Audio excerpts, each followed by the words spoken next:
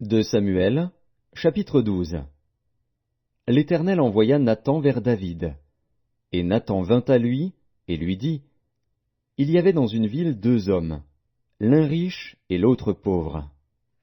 Le riche avait des brebis et des bœufs en très grand nombre. Le pauvre n'avait rien du tout qu'une petite brebis qu'il avait achetée. Il la nourrissait, et elle grandissait chez lui avec ses enfants. Elle mangeait de son pain, buvait dans sa coupe, dormait sur son sein, et il la regardait comme sa fille. Un voyageur arriva chez l'homme riche. Et le riche n'a pas voulu toucher à ses brebis ou à ses bœufs pour préparer un repas au voyageur qui était venu chez lui. Il a pris la brebis du pauvre et l'a apprêtée pour l'homme qui était venu chez lui. La colère de David s'enflamma violemment contre cet homme, et il dit à Nathan, L'Éternel est vivant, l'homme qui a fait cela mérite la mort, et il rendra 4 brebis pour avoir commis cette action et pour avoir été sans pitié. Et Nathan dit à David, Tu es cet homme-là. Ainsi parle l'Éternel, le Dieu d'Israël, Je t'ai oint pour roi sur Israël, et je t'ai délivré de la main de Saül. Je t'ai mis en possession de la maison de ton maître. J'ai placé dans ton sein les femmes de ton maître, et je t'ai donné la maison d'Israël et de Juda. Et si cela eût été peu, j'y aurais encore ajouté. Pourquoi donc as-tu méprisé la parole de l'Éternel en faisant ce qui est mal à ses yeux? Tu as frappé de l'épée Uri, le Héthien. Tu as pris sa femme pour en faire ta femme, et lui, tu l'as tué par l'épée des fils d'Ammon. Maintenant, l'épée ne s'éloignera jamais de ta maison, parce que tu m'as méprisé et parce que tu as pris la femme d'Uri, le Héthien, pour en faire ta femme. Ainsi parle l'Éternel, Voici, je vais faire sortir de ta maison le malheur contre toi, et je vais prendre sous tes yeux tes propres femmes pour les donner à un autre, qui couchera avec elles à la vue de ce soleil. Car tu as agi en secret, et moi, je ferai cela en présence de tout Israël et à la face du soleil. David dit à Nathan, J'ai péché contre l'Éternel. Et Nathan dit à David, L'Éternel pardonne ton péché, tu ne mourras point. Mais, parce que tu as fait blasphémer les ennemis de l'Éternel, en commettant cette action, le fils qui t'est né mourra. Et Nathan s'en alla dans sa maison. L'Éternel frappa l'enfant que la femme d'Uri avait enfanté à David, et il fut dangereusement malade. David pria Dieu pour l'enfant, et jeûna. Et quand il rentra, il passa la nuit couché par terre. Les anciens de sa maison insistèrent auprès de lui pour le faire lever de terre.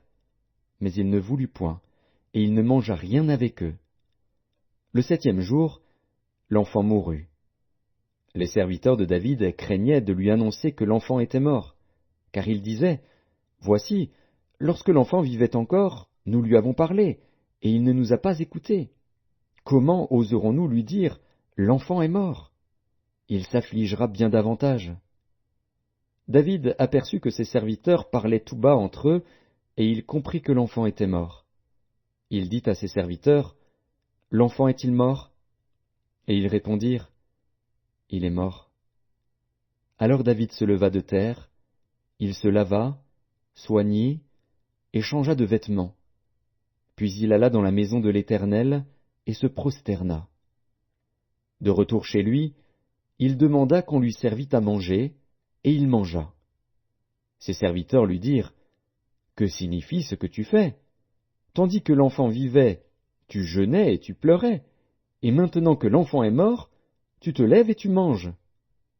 Il répondit, Lorsque l'enfant vivait encore, je jeûnais et je pleurais, car je disais, Qui sait si l'Éternel n'aura pas pitié de moi et si l'enfant ne vivra pas? Maintenant qu'il est mort, pourquoi jeûnerai-je? Puis-je le faire revenir? J'irai vers lui, mais il ne reviendra pas vers moi. David consola Bathsheba, sa femme, et il alla auprès d'elle et coucha avec elle. Elle enfanta un fils qu'il appela Salomon, et qui fut aimé de l'Éternel. Il le remit entre les mains de Nathan le prophète, et Nathan lui donna le nom de Jédidja, à cause de l'Éternel. Joab, qui assiégeait Rabba, des fils d'Ammon, s'empara de la ville royale, et envoya des messagers à David pour lui dire, J'ai attaqué Rabba, et je me suis déjà emparé de la ville des eaux. Rassemble maintenant le reste du peuple, campe contre la ville, et prends-la, de peur que je ne la prenne moi-même et que la gloire ne m'en soit attribuée. » David rassembla tout le peuple, et marcha sur Rabba, il l'attaqua, et s'en rendit maître. Il enleva la couronne de dessus la tête de son roi, elle pesait 1 talent d'or et était garnie de pierres précieuses. On la mit sur la tête de David, qui emporta de la ville un très grand butin. Il fit sortir les habitants, et il les plaça sous des scies, des herses de fer et des haches de fer, et les fit passer par des fours à briques. Il traita de même toutes les villes des fils d'Ammon. David retourna à Jérusalem avec tout le peuple.